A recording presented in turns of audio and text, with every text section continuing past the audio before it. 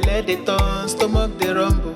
When there's reason in your belly, my dear, you can't withstand. You know fit ginger, it go humble your spirit. But whatever it might be, it's always a solution. Looking for the perfect kitchen to deal with. I got your back on this. So anytime, any place where you dey, Mira's kitchen dey for you.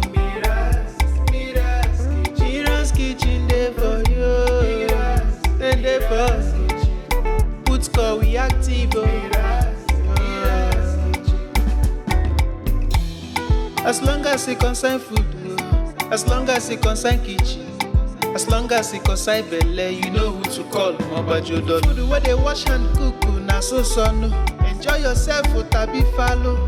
You don't need to bother yourself, my brother. But whatever it might be, it's always a solution. Looking for the perfect kitchen to deal with. I got your back on this. So anytime, any place where you dey,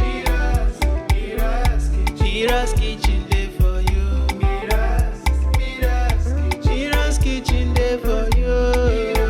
And dey for put score we active.